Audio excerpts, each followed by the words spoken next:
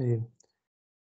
É, vocês querem que pegue desde o início da matéria, ou querem ver alguma coisa específica? O que vocês preferem?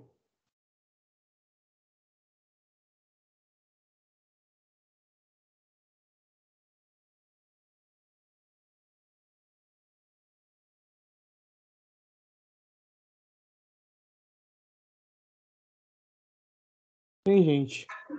Eu acho que, o que você acha que vai cair? Pelo que eu vi na prova, cara, ele pode cobrar meio que tudo, né? Então, Merda, então vamos revisar tudo.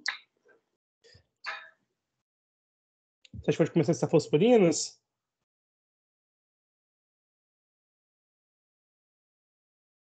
Vocês que sabem, gente. Se quiser começar direto cefalosporinas ou quiser ver, revisar rapidinho aqui, penicilinas também, vocês que sabem.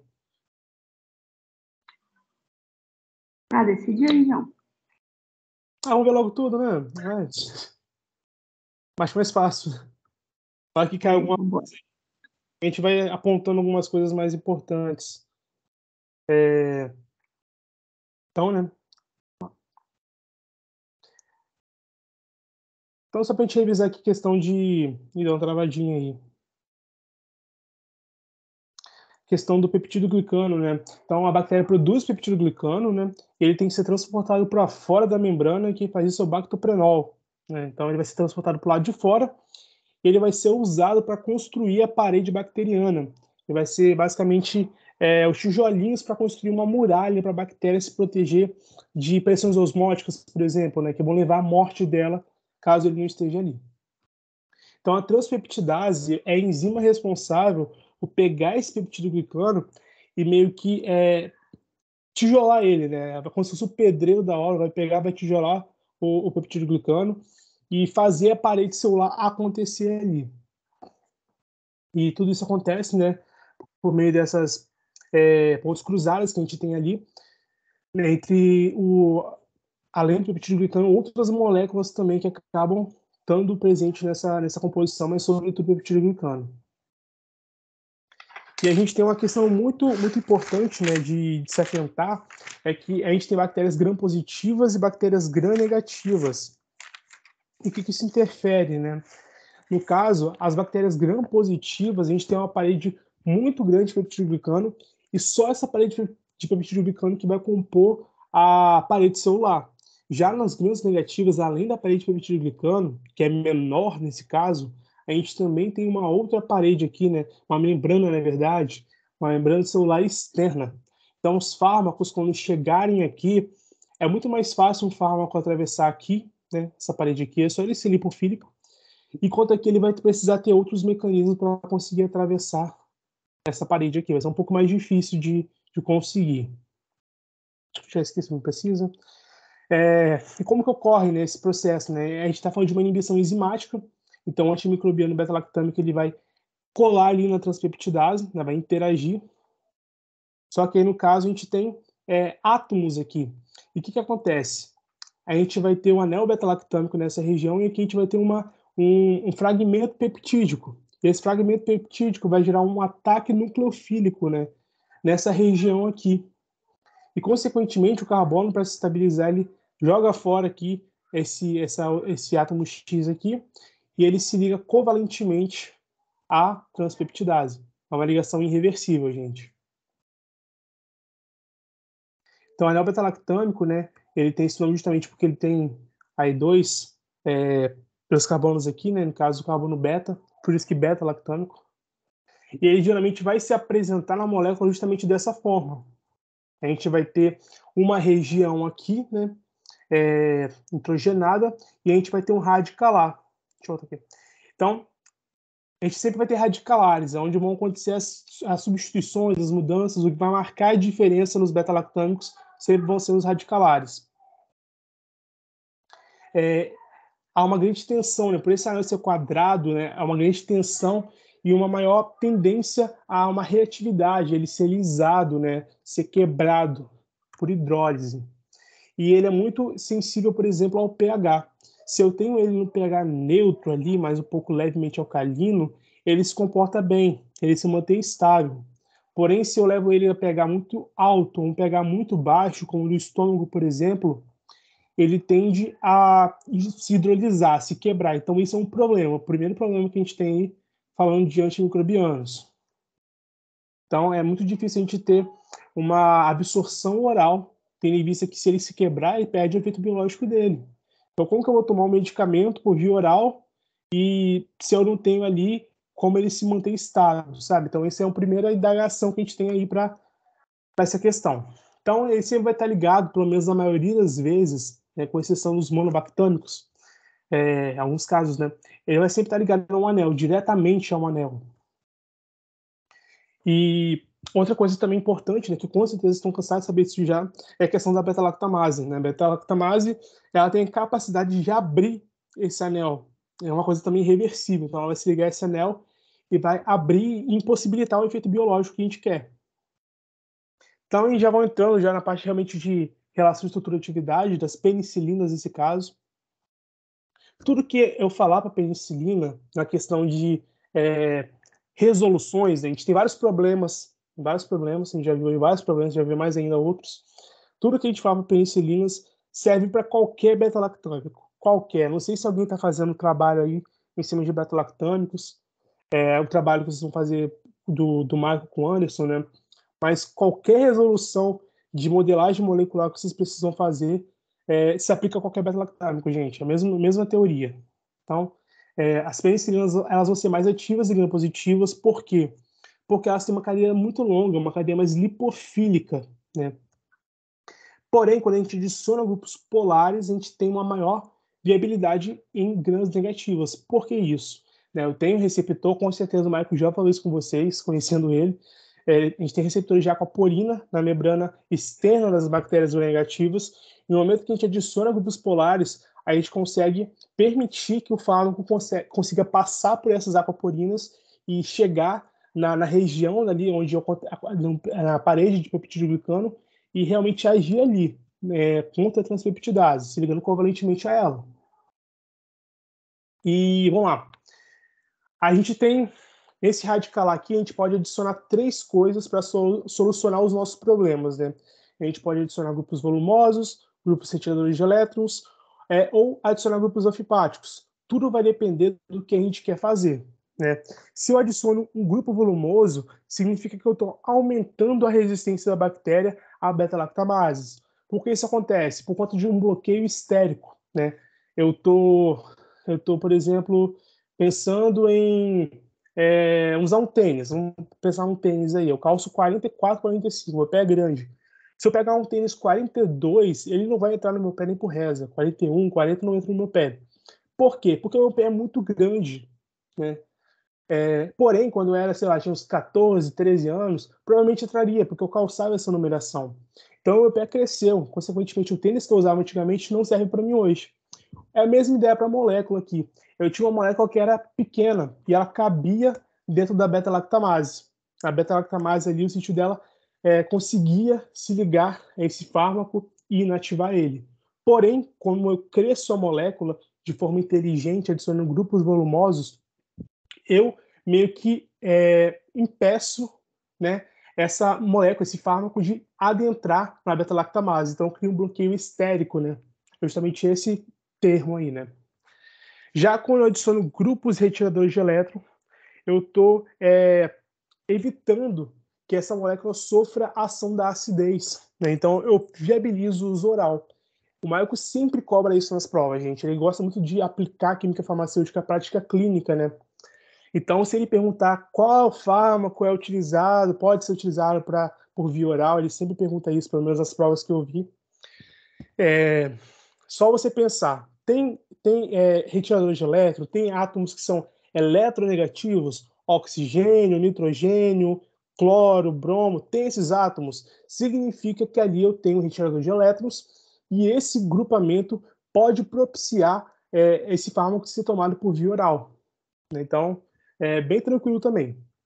Já quando eu adiciono grupos anfipáticos, eu estou aumentando, né, o espectro de ação. Grupos anfipáticos, no caso, eu vou ter tanto partes ácidas quanto. Ah, meu Deus, eu vou ter tudo aqui.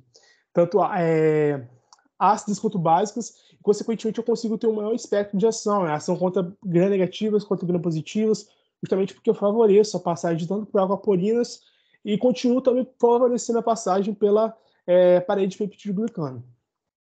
Então, o que analisar, né? Se o fármaco ele é ácido resistente, né? Ou se ele tem capacidade de se lisar no meio ácido, se ele tem um espectro de ação curto ou grande, ou se ele é capaz de ser resistente à beta-lactamase. Então, tudo relacionado à beta-lactâmico, seja cefalosporina, qualquer um, gente, qualquer um deles. Só pensar nisso aqui, são os mesmos problemas, são as mesmas resoluções para todos. Então, começar pelas penicilinas, né? A gente tem aqui, obviamente, um grupo volumoso, no caso, né? Que não tem tanta importância nesse caso, né? Porque é um grupo apolar, né? Ele vai ser muito usual para bactérias gram-positivas, no caso. Então, tem um favorecimento para atravessar a parede de bactérias gram-positivas, porque eu estou aumentando muito a polaridade dele. Porém, não é oral, ele vai ser injetável. Já quando a gente chega aqui, né, na tiroximetilpenicilina, a gente tem um grupo restaurador de elétrons, certo? É justamente esse grupo restaurador de elétrons que vai favorecer a viabilização do uso oral, porque eu não vou ter uma lise dessa molécula no meio ácido, né? Eu tenho um equilíbrio aí por conta desse grupo restaurador de elétrons, esse oxigênio aí, esse heteroátomo. A meticilina, né, a gente já pode reparar que tem um grupo volumoso aí bem substancial, né? Então, se eu tenho grupo volumoso, eu consigo gerar um bloqueio estérico, né, contra a beta-lactamase. A amoxicilina, né, muito famosinha, tem um negócio bem interessante nela, né, que ela tem uma base aqui, uma amina, e ela também tem aqui um grupamento fenólico, que é ácido. Então, na junção desses dois, a gente tem uma questão de anfipatia. A gente tem uma molécula que ela tem tanto grupamento alcalino quanto ácido. E, consequentemente, a gente vai ter um espectro de ação maior. Tanto é que a amoxicilina é muito utilizada e, consequentemente, tem muitas resistências já, relatos de resistências à amoxicilina, né? Tanto é que a utilização dela com clavonolato está na maioria das prescrições hoje em dia. Também existem os sais orgânicos, né? No caso mesmo da benzopenicilina, a gente pode transformar ela em sal para a gente ter uma viabilidade aí de ação, para ser mais interessante a ação a nível clínico mesmo, né? E só para finalizar aqui, né? As moléculas de sacrifício, né? Quando a gente... Eu vou explicar o contexto que vocês já sabem, né? Com certeza, né? Mas quando a gente usa moléculas como, por exemplo, sulactam, clavonolato, tozobactam, para elas se interligarem com a beta-lactamase, ao invés de se ligarem com da beta-lactamase lisar, né, o fármaco que a gente quer. Então, a gente usa elas como sacrifício.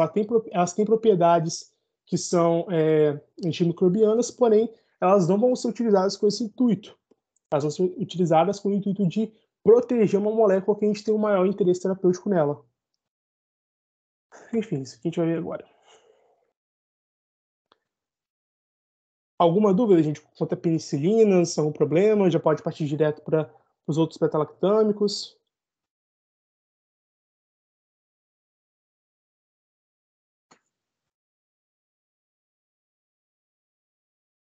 Vou lá então. Ó, a gente vai ser mais o mesmo, mais o mesmo. A gente sempre vai ter o anel beta-lactâmico ligado a outros anéis, né? Aí esses outros anéis podem ser vários, pode ser apenama, penema, carrapenema, monobactama, cefema. Esses nomes aqui são o nome do anel total, né? O anel beta-lactâmico ligado a outro anel aqui. Alguns deles têm enxofre, né? A maioria deles tem enxofre, alguns, né? Nesse caso aqui do monobactama, a gente não tem o nitrogênio do anel beta-lactâmico, né, no caso, ligado diretamente a outro anel. A gente vai ter ligado a outros átomos, esses átomos geralmente vão estar ligados a outros anéis. Então, para a gente começar aí, falar das cefalosporinas, que eu acho que talvez seja a parte mais dificinha desse quesito aí de beta-lactâmicos, eu odeio, não gosto não, gente. Eu tenho ódio por isso. Não gosto de antimicrobianos no geral, né? Muito minha praia, não. Então a gente tem a cefema, como a gente já falou, e esse anel específico da cefalosporina é chamado de anel de hidrotiazina, né? E a gente tem uma coisa interessante, diferente do que a gente tinha nas penicilinas. O que a gente tem aqui? A gente tem 2 radicalares. E lá a gente tinha só um, né? Só mudava aqui. Aqui mantinha tudo a mesma coisa. Agora não, a gente vai ter 2 mudanças, um ponto de mudança aqui e um ponto de mudança aqui. Isso dificulta a nossa vida, com certeza, porque acaba atrapalhando a gente ter uma dimensão maior de coisa, mais coisas para a gente aprender, mais coisas para a gente decorar. Porém, a nível clínico, né, obviamente, que é o que realmente importa, é muito melhor. A gente tem fármacos muito mais interessantes, com uma viabilidade muito maior de mudanças de aplicação também. Então, só para a gente comparar, né, antigamente a gente tinha só um radical, agora a gente tem 2. E o que acontece, gente? A gente vai ter uma maior estabilidade de cefalosporinas, bem maior, e o maior espectro de ação por conta das suas ionizações. Quando ocorre uma ionização nas cefalosporinas, a gente tem um maior espectro, né, de ação, justamente porque ela consegue atravessar as porinas nesses casos, né? E é justamente isso que a gente quer, né? A gente quer um espectro maior para a gente conseguir atacar mais bactérias, tendo um fármaco mais amplo, né? Não precisar fazer uma bimedicação ou uma polifarmácia, quando a gente pode usar simplesmente um fármaco que é mais abrangente. Então, a gente tem a primeira geração de cefalosporinas, né? A gente tem alguns exemplos aqui. E a primeira coisa que eu quero que vocês observem é o grupo volumoso, né? No R1 aqui, tá vendo? A mudança aqui vai ser um grupo volumoso. As cefalosporinas de primeira geração, elas não têm nada de muito especial, digamos assim, né? A gente repara que na estrutura delas a gente tem éster, aqui a gente tem um anel, aqui a gente não tem nada. Mas, tipo assim, não tem nada muito marcante. Na maioria das vezes a gente vai ter apenas um ciclo desse outro lado aqui, tá vendo? Então, no R1 aqui, nesse radical A1, a gente tem um grupo volumoso. E, consequentemente, no R2 aqui, ó, a gente também vai ter grupos volumosos, tá vendo? Aqui, esses dois aqui são grupos volumosos. Aqui nem tanto, né? Mas aqui até uma forçação de barra falar que isso aqui é um grupo volumoso. Mas aqui embaixo, de fato, a gente tem um grupo volumoso. Então, vamos lá. O que significa, né? Esse grupo volumoso aumenta a estabilidade, né? Elas são mais estáveis justamente por isso. Elas são maiores. E também confere uma resistência à beta-lactamase. Como eu já falei, bloqueios estéricos, grupos volumosos geram bloqueios estéricos, e esses bloqueios estéricos são justamente os responsáveis pela resistência à beta-lactamase. Né? É o meu pé de 45 entrando num tênis de 38, 40. Não tem como, gente. É a mesma ideia aqui. Então, a primeira geração, elas conferem essa resistência justamente por isso. É óbvio que hoje em dia a gente tem, justamente pelo uso, seja racional ou irracional, a gente tem uma adoção de resistência bacteriana mais específica por conta das bactérias. Não sei se o Michael trabalhou isso com vocês, mas tem vários outros mecanismos também de resistência, até mecanismos mais físicos, entre aspas, que tornam nossa vida um problema real, né? E elas vão agir mais sobre bactérias gram-positivas, porque, gente, o grupo volumoso é lipofílico pra caramba. Então não tem o que fazer. A gente está falando de carbono e hidrogênio. Olha aqui a quantidade de carbono e hidrogênio que tem aqui. Aqui também. Por mais que aqui tem enxofre, né? Enxofre não é tão negativo, já o nitrogênio é mais, né? Mas ainda assim a gente não tem tanta polaridade, não tem nada capaz de solubilizar aqui, a ponto de usar os canais de porina ali da parede externa das gram-negativas. Então ela vai ter uma ação maior contra gram-positivas, né? Agora, a segunda geração, né?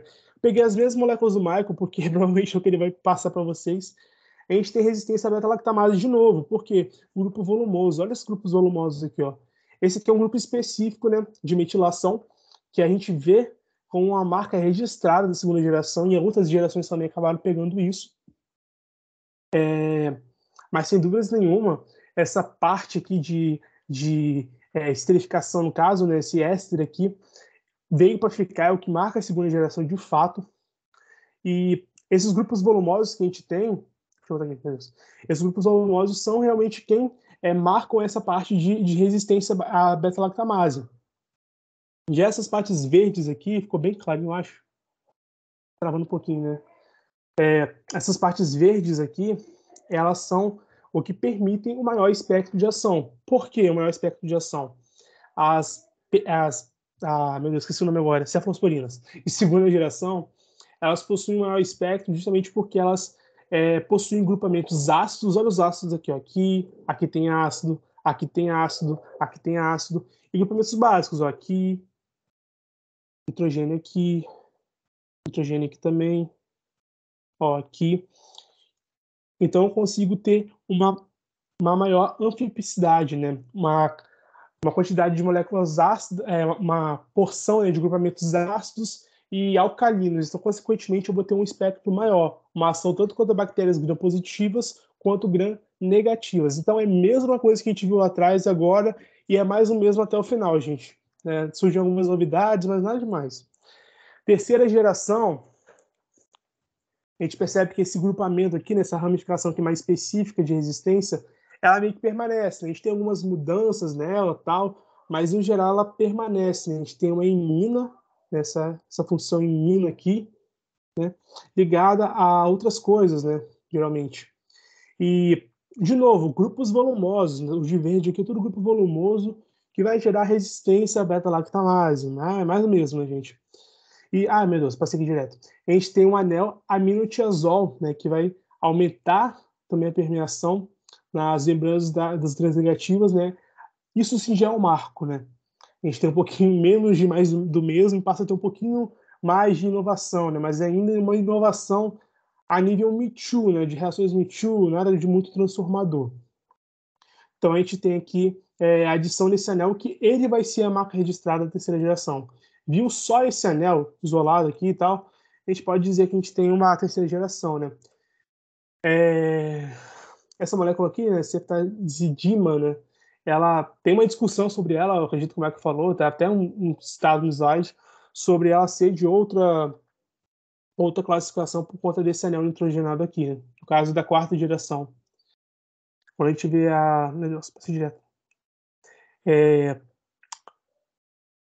Assim, grande atividade gram-negativa, né, como eu já falei, por conta dessa inovação desse novo anel aqui, porém também possui grupos anfipáticos, né, gente? A gente tem que observar isso. A gente tem grupamentos alcalinos, grupamentos ácidos permanecem, né?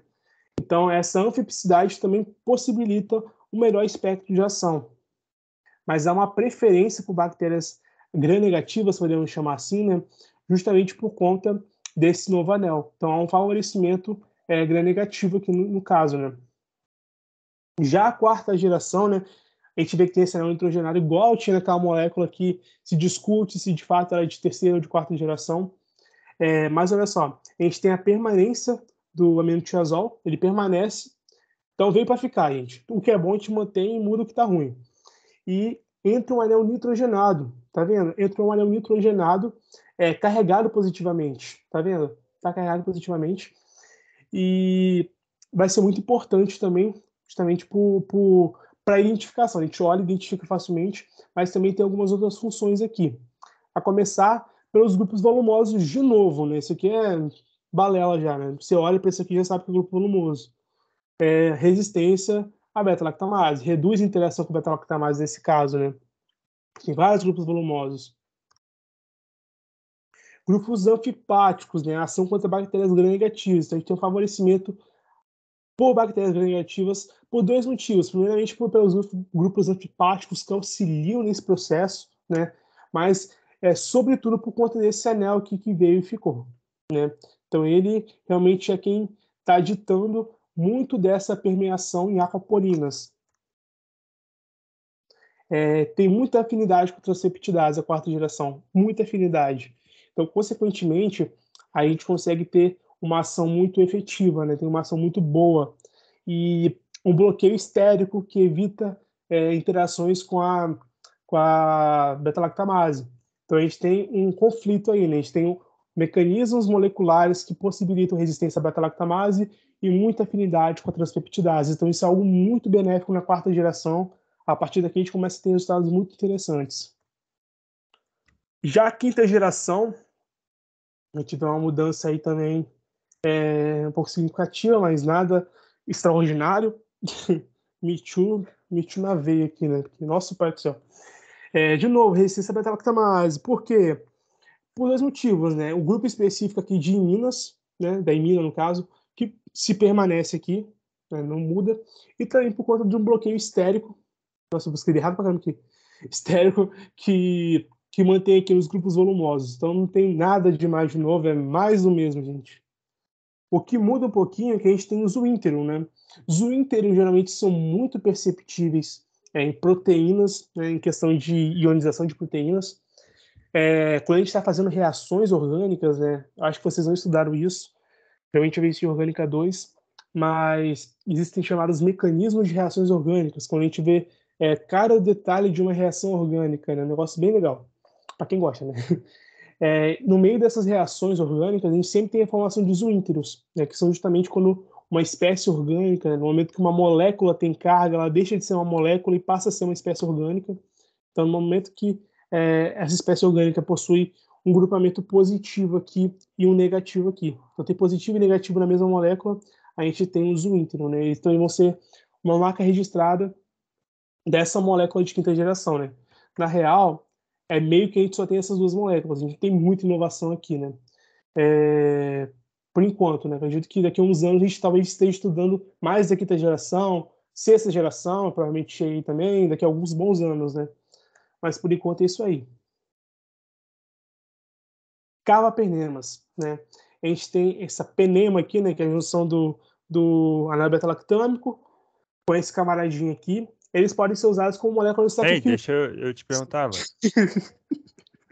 Que susto, cara. Fala aí. Foi mal.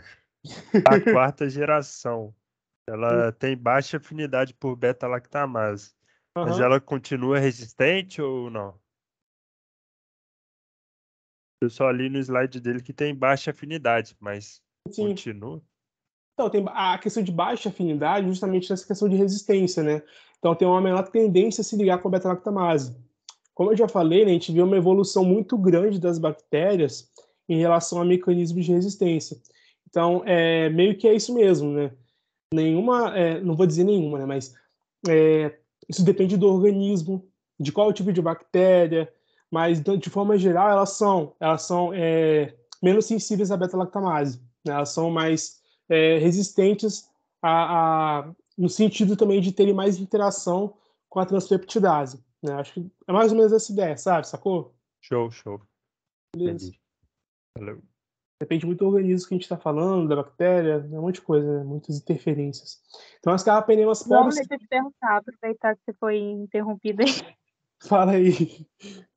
Lá na quinta geração, você falou dessas cargas positiva e negativa, Hã? que é esse, não sei como pronuncia, Zwinter, não sei.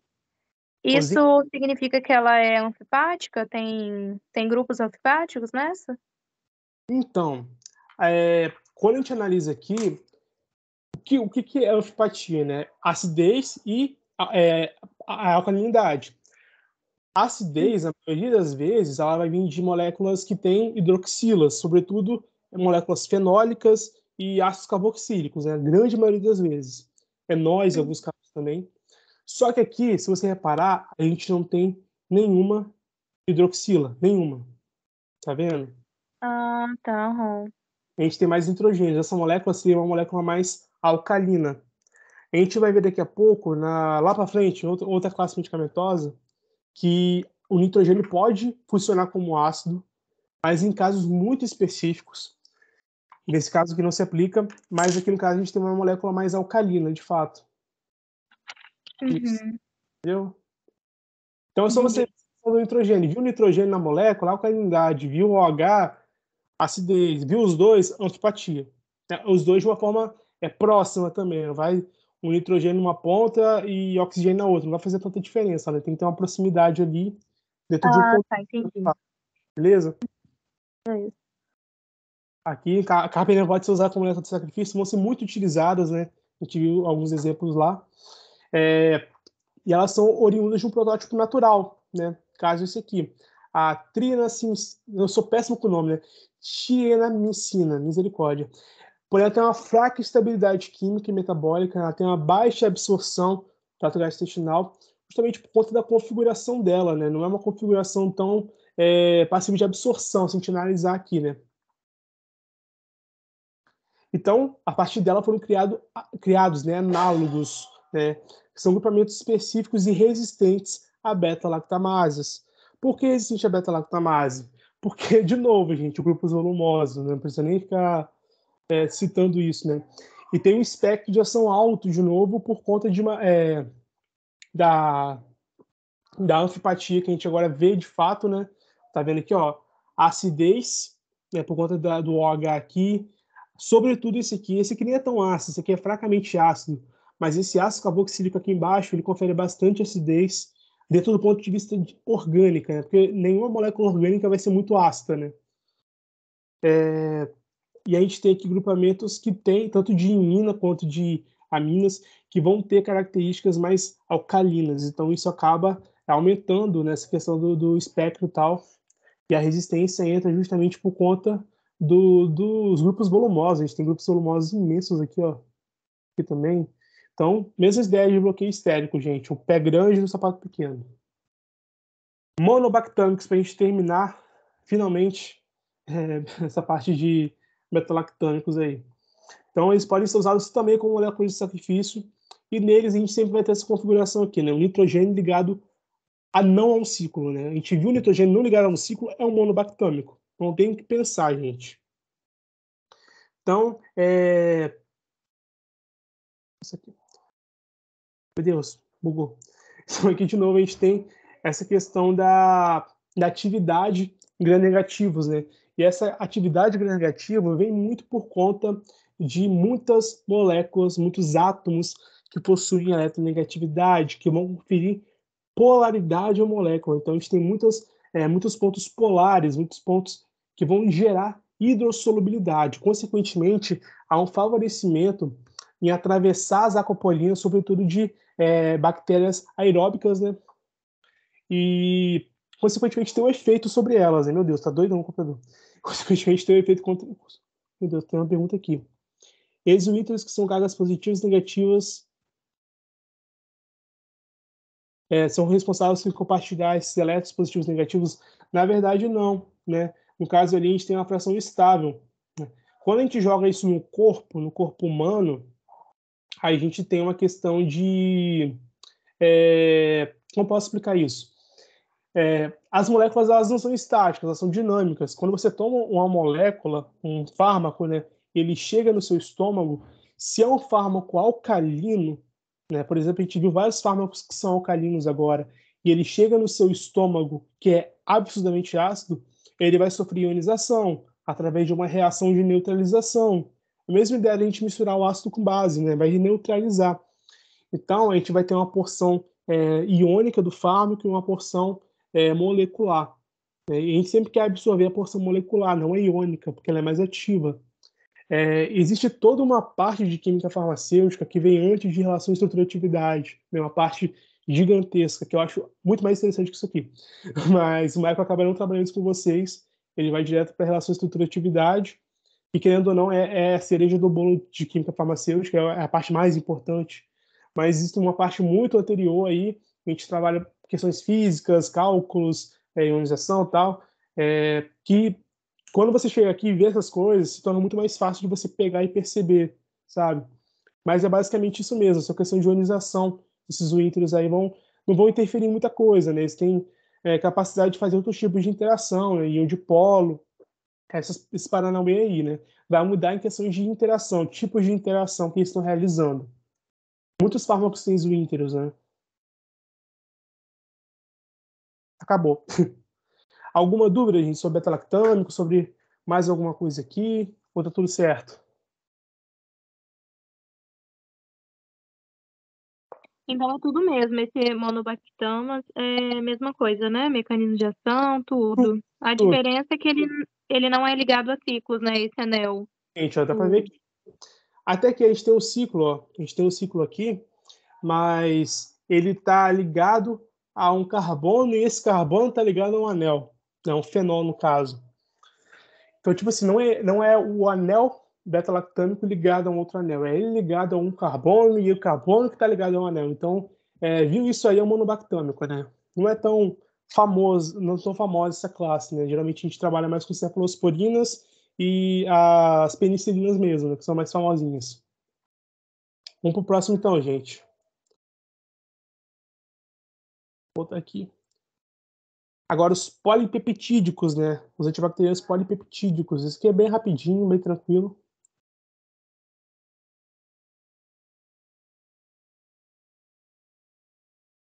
Então, vamos lá. O que são polipeptídeos, no caso? A gente tem aminoácidos.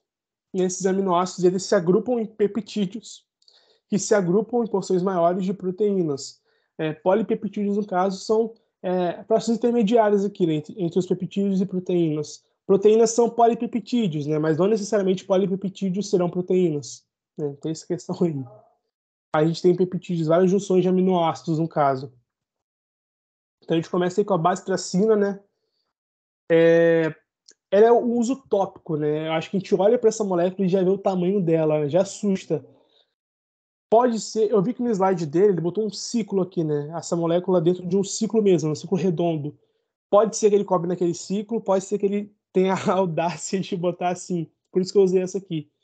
Porque dificulta, às vezes você decorar, tem um ciclo dentro, é bacitracina, mas aí você vai ver na prática, que na hora da prova não é, né? Ele ama fazer essas coisas, a gente sabe disso. Então tá aí para vocês verem que tem diferença, né? Travou. Muito pesado, meu Deus. Foi. Então o que acontece? Como que funciona, né, a bacitracina aí? Deixa eu botar aqui.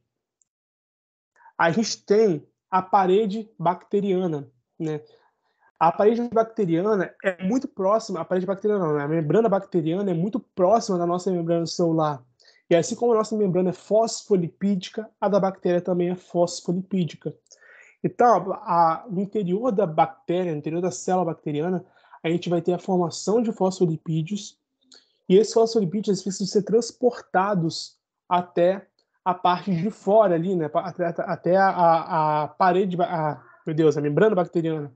E quem faz essa ação é a fosforilase. Então ela vai ser responsável meio que por transportar esses fosfolipídios.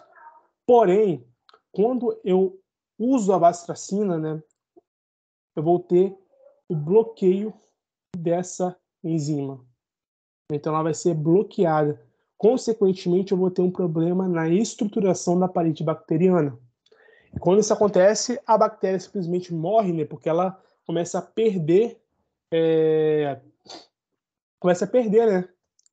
O meio dela interno para o meio externo, né? Por osmose. Já a vancomicina aí, né, a gente está falando de um glicopeptídeo. Por quê? Porque além de estar ligado à cadeia proteica aqui, que a gente tem no centro aqui, a gente também tem várias moléculas de açúcar, né?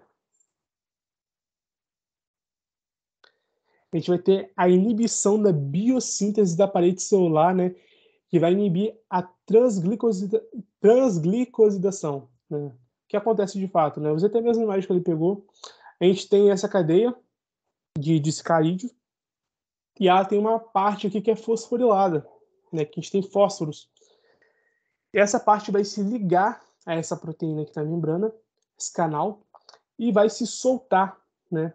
Justamente por isso esse nome de transglicosilação. Por que transglicosilação?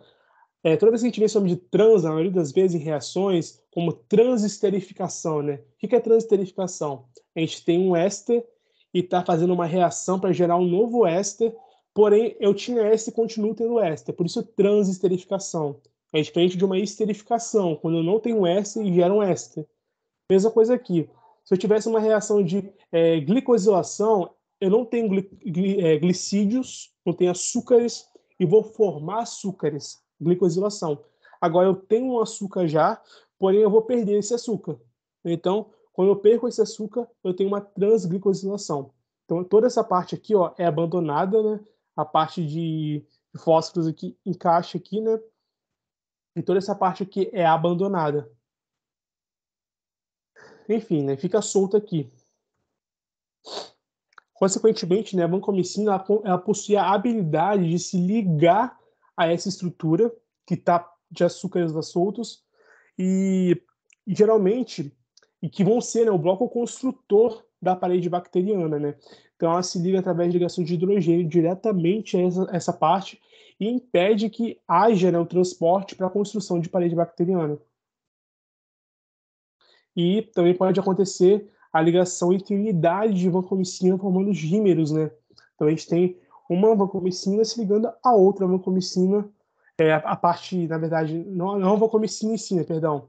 A gente tem as situações de ligação de parte peptídica, né? Se ligando a outras partes peptídicas e, consequentemente, gerando dímeros aí.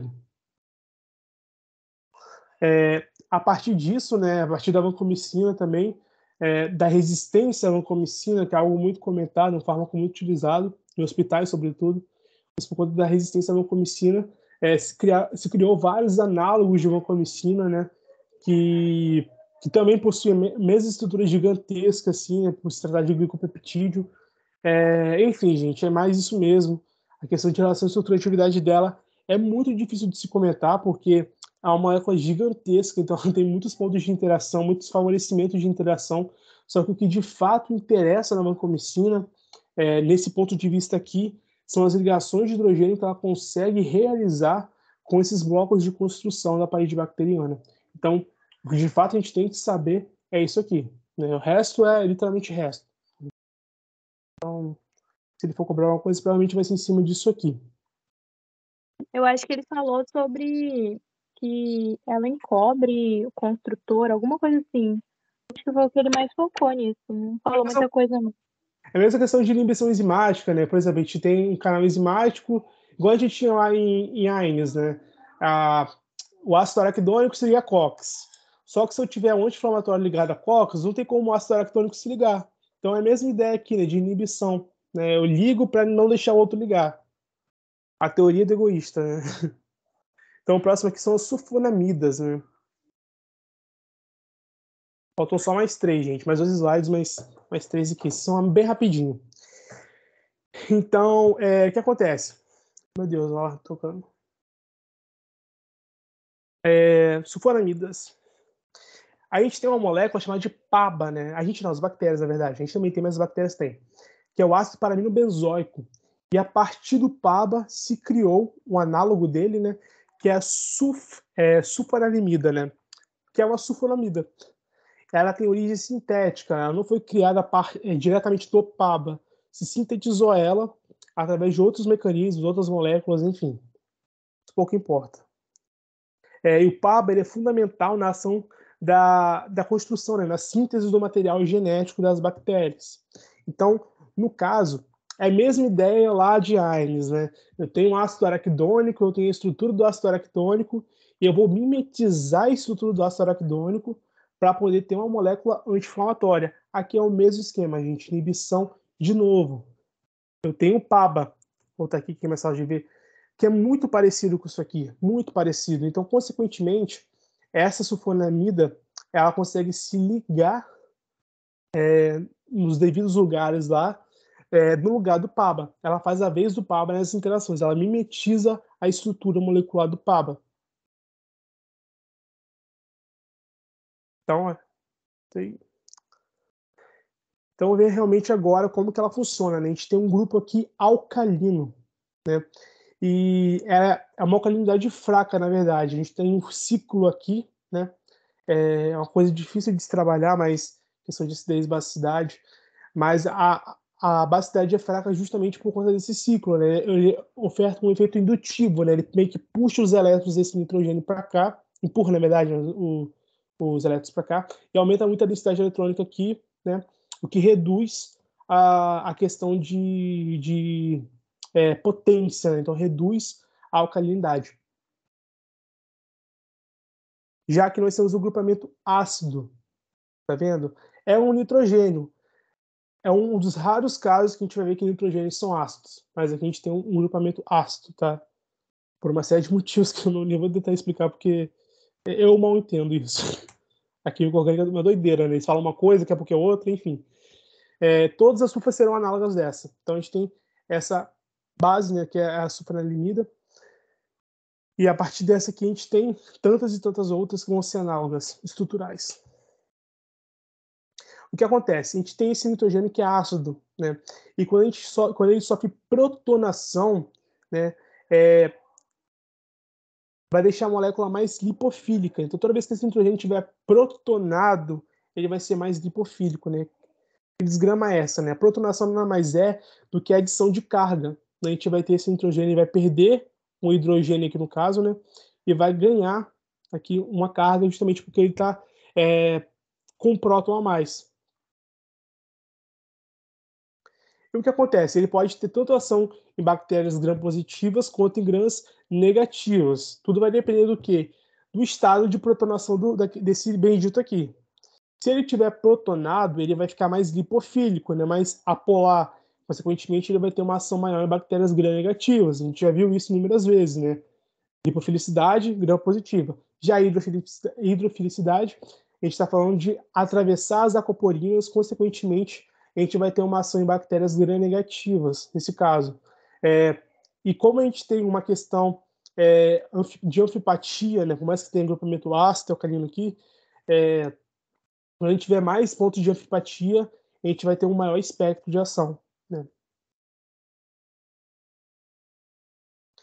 Então, podem acontecer várias modificações aqui. Eu não sei se no trabalho, de novo, né, lá do Anderson com o Michael, né, de desenhar a molécula lá, se alguém pegou alguma sulfa, mas é o mesmo esquema, gente. É só fazer substituições nesse nitrogênio aqui, né, nitrogênio alcalino, e essas modificações geralmente vão ser de latenciação.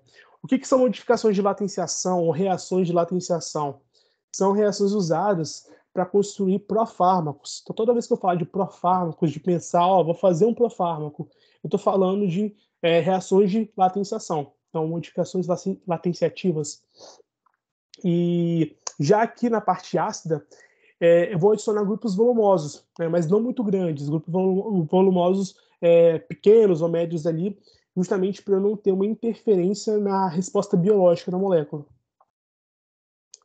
Então, a primeira aqui, que a gente já está vendo desde o início, né, a sulfanilamida, ela é uma molécula percussora desse grupo, né, de sulfas. Ela é muito simples, né, é muito hidrofílica, não tem por que ficar explicando de novo tudo que a gente já falou, né, porque é mais o mesmo aí, né, gente?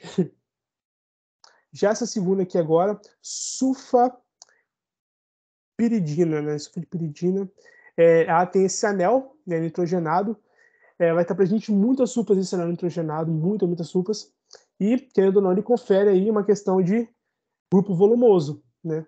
Então, é um grupo volumoso, tem mais nitrogênio, mais hidrogênios e carbonos, consequentemente ele vai ser mais lipofílico. Moléculas mais lipofílicas, quando a gente fala de sulfas sobretudo, mas de antibióticos também, sulfas mais lipofílicas vão possuir uma ação mais sistêmica. Então, caso ele pergunte na prova qual das moléculas abaixo, ou das listadas aí e tal, possa ser aplicada numa situação sistêmica, né? Só você pensar nisso aqui, grupamentos lipofílicos de sulfas, tá, gente? E também o grupo volumoso, como eu bem falei, né? Sulfasalazina, né? Eu falo que é a molécula do Harry Potter, né? Salazar-Sucerina. Então, aqui de novo, né? A gente tem uma coisa muito interessante aqui, uma sacada bem, bem legal. A gente tem uma molécula antibacteriana, uma sulfa aqui de fato, já aqui a gente tem uma molécula anti-inflamatória, né? Como vocês viram anti-inflamatórios antes e talvez ele cobre de novo, pelo que me falaram, ele vai cobrar, né? Talvez ele cobre dessa forma, para facilitar a vida de vocês, né? Ou ele desgraça de vez, né? Porque eu não sei, ele é doido. Mas aqui a gente tem uma molécula anti-inflamatória. Alguém lembra que molécula é essa? Ou eles estão afiados ainda?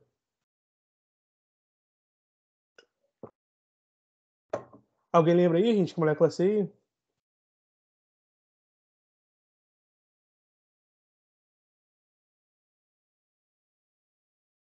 Meu Deus. Fica não, pode falar. Pode falar tranquilamente. O negócio tá feio, gente. O negócio tá feio. Não tem nem pronto aventando esse negócio aí. Meu Deus. Essa molécula aqui é porque ela tá de cabeça para baixo, né? Quando a gente vira ela assim, na verdade ela é o ácido salicílico. Lembra do ácido salicílico? Precursor lá do salicylatos? Então, tá vendo? Ia acertar. Não mole.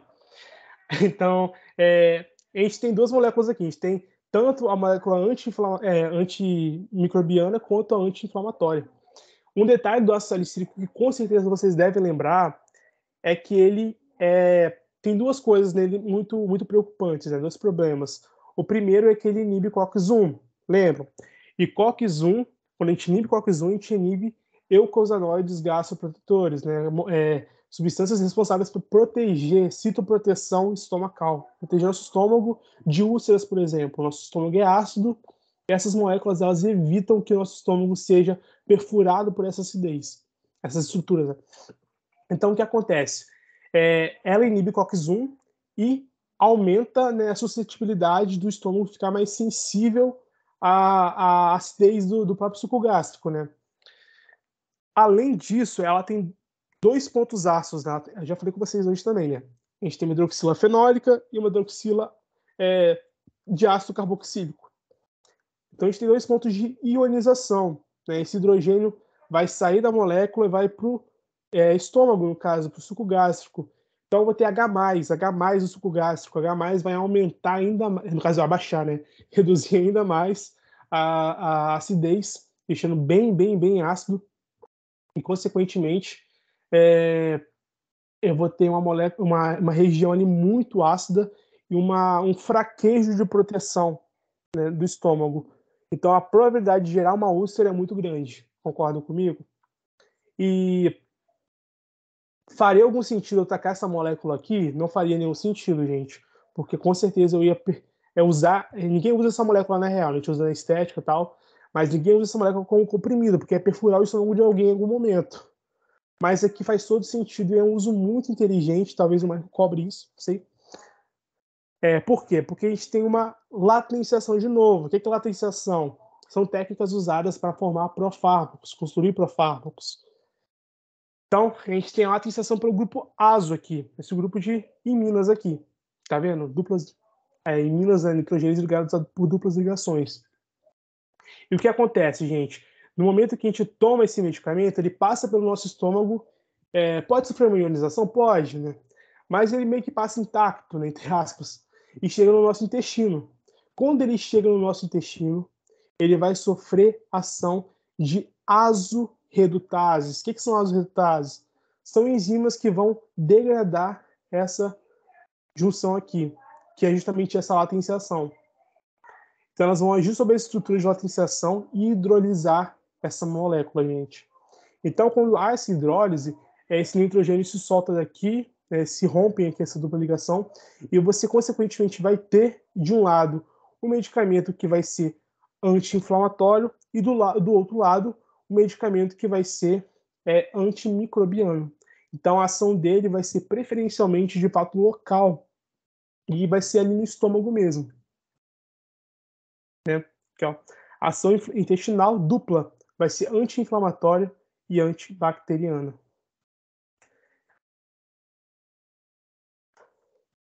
Alguma dúvida quanto a isso, gente? Ou tudo ok?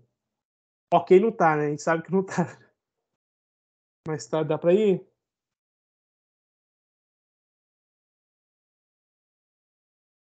Ó, vou lá então. Sim, pode ir. Beleza, então. Para terminar agora, quinolonas e tetraciclinas, né? Eu acredito que grande parte do trabalho de vocês, aquele trabalho de seminário, fazer artigo, enfim, sobre novo fármaco e tal, tá aqui. Então, se alguém quiser depois revisitar a aula para ver, ou mesmo perguntar alguma coisa sobre isso, tranquilo, tá, gente? Então, a gente tem aqui, no caso, as quinolonas, né? Tem sido relatado, desde 2018, muitos efeitos adversos, né? A gente tem, geralmente, 4 níveis de estudo quando a gente fala de fármacos, né? Primeira fase, segunda fase, terceira fase, e a quarta fase é feita quando o medicamento já está para o público. E nesses estudos quaternários que estão sendo feitos, tem se relatado desde 2018 muitos efeitos adversos, efeitos que não eram esperados, e está gerando uma certa resistência na prescrição, né? Enfim, mas estamos trabalhando, né? Muitos pesquisadores já estão pesquisando meios de reduzir, né? Meios moleculares de reduzir esses efeitos. É normal que novas moléculas tenham esses problemas. A gente já viu isso com ácido salicílico, a gente já viu isso com outros fármacos aí. Normal isso acontecer, e melhorias vão sendo feitas. Então a gente tem a presença de um F, a gente tem vários radicalares, nessa molécula, vários. Então a presença de flúor, né, aumenta a lipofilicidade e a potência das quinolonas. Então, na maioria das vezes, o flu vai estar presente nesse radicalar aqui. O flu vai estar presente em praticamente todas as quinolonas, gente. Não sei quem ficou com quinolona no trabalho aí, mas vocês vão ver que o flu está ali, muito provavelmente. E ele vai justamente ser importante para essa característica de aumentar a lipofilicidade, né? Deixa a molécula mais apolar. Também pode acontecer a adição de heterocíclicos. O que são heterocíclicos? Eu tenho um ciclo aqui, tem dois ciclos aqui na verdade, né? Eu tenho um ciclo aqui todo fechadinho, bonitinho, só com carbonos, e eu tenho aqui um ciclo que tem um nitrogênio no meio. Esse primeiro ciclo aqui, ele é um homociclo. Por que homociclo? Porque eu só tenho átomos de carbono se ligando entre si ali. Então não tem nenhum outro átomo que não seja carbono. Já aqui eu tenho um heterociclo, justamente porque eu tenho um nitrogênio aqui, né? Que é um átomo no meio do ciclo que não é carbono, então é heterociclo. Então eles melhoram a absorção, né, do fármaco no caso, e uma certa seletividade de bactérias gram-negativas. Eles vão conferir essa seletividade de bactérias gram-negativas justamente por conta de protonação dos ciclos nitrogenados. É o que a gente viu lá atrás aqui de novo. Esses nitrogênios aqui, ou no caso não esse aqui, né, que esse aqui é estrutural, mas nós vamos ter outros nesses radicalares aqui, vários radicalares que a gente vai ter adição de heterocíclicos que possuem nitrogênio na maioria das vezes, e, consequentemente, a gente vai ter essa ação aí de proteção, né, de protonação dos ciclos e, consequentemente, uma seletividade gram-negativas. E quanto mais lipofílica for a molécula, consequentemente, ela vai ter uma ação maior no sistema nervoso central, né, gente? Isso é meio óbvio também. Quando a gente tem cadeias alquílicas, no caso, né, que são cadeias maiores, tal, de hidrocarbonetos, na maioria das vezes, a gente pode ter efeitos indesejados. Então, um grupo muito utilizado, né, uma ramificação muito utilizada é essa aqui, né, que vai aumentar a potência sem gerar efeitos adversos. Então, a gente vai ter só um aumento de potência sem ter efeitos adversos. Então, esse anel aqui isopropílico vai ser muito, muito comum. Ele vai inibir a ação do DNA girase, né, e da DNA topoisomerase 4, e, consequentemente, vai agir sobre a redução do material genético, né, a redução da produção do material genético. E a relação de estruturatividade é super simples, gente. Em grupos volumosos, né, que vão permitir uma absorção oral, né, e esse grupamento aqui, né, meu Deus, deu branco agora, ciclopílico, que consequentemente vai gerar justamente essa questão aí também de proteção, né? A gente já falou lá atrás. Tetraciclinas, né, por fim. A gente vai ter sempre 4 anéis justapostos nas tetraciclinas. Ela vai ser instável em meio ácido, né? E hidroxilas e saturações podem gerar tautomerismo, né, que é um tipo de isomeria, né? Que também pode gerar protonação no caso da molécula, e nesse caso não é interessante que isso aconteça porque vai gerar a perda de função biológica. E é muito comum a gente ver tetraciclinas reagindo com leite, por exemplo, com iogurte, enfim, e outros compostos que possuem íons, da cátion, sobretudo. Então, nunca se toma tetraciclina com leite, por exemplo, porque é muito perigoso. Nenhum fármaco, na real, não, mas tetraciclinas de jeito nenhum. Mecanismo de ação também é basicamente o mesmo, né? Vão interferir na formação do par códon, anticódon, né? De RNA mensageiro e transportador da bactéria, consequentemente vai evitar a formação de proteínas. E a relação de estruturatividade é muito básica também, né? A gente vai ter mudanças no segundo anel, apenas, só o segundo anel que vai mudar. E é basicamente isso, gente. Então, dependendo do anel, aqui eu tenho um anel mais lipofílico, aqui eu tenho mais hidrofílico, aqui meio termo. Então, isso vai meio que, não tanto alterar o efeito dela, vai mais agir sobre questões farmacocinéticas, né?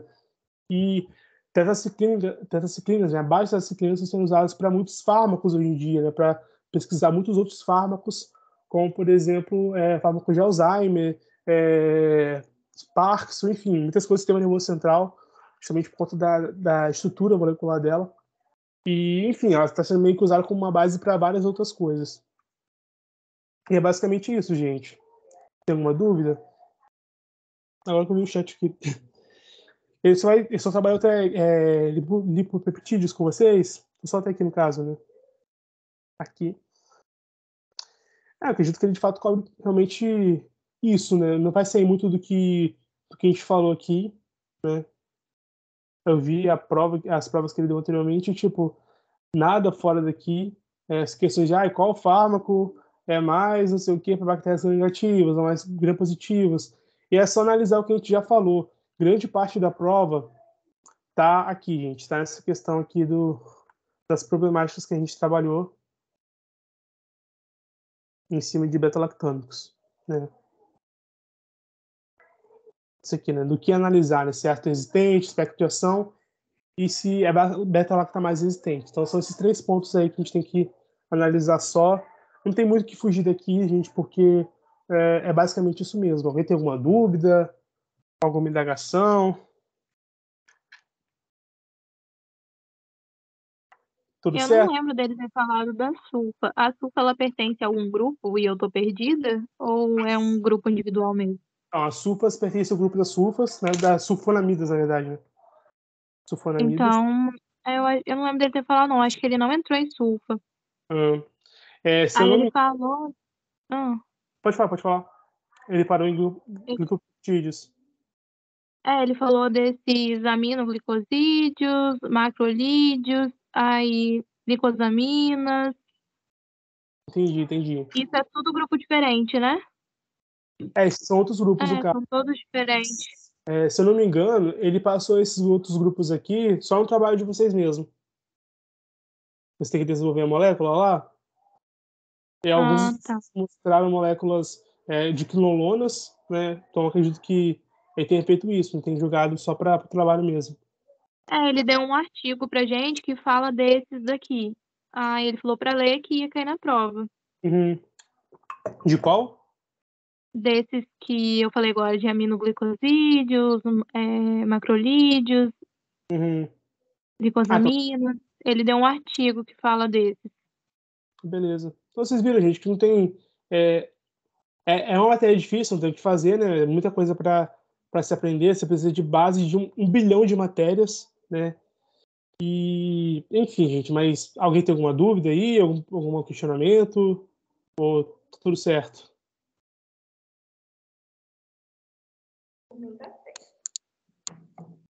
Tá, beleza. Se alguém tiver alguma dúvida amanhã, né? Só me procurar na faculdade. Terça-feira, também durante o dia, se alguém quiser tirar alguma dúvida, pode mandar mensagem tranquilamente, gente, que a gente conversa e tal.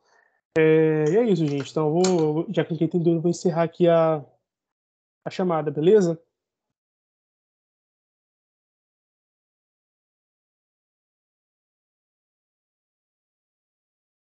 Valeu, gente. Tamo junto.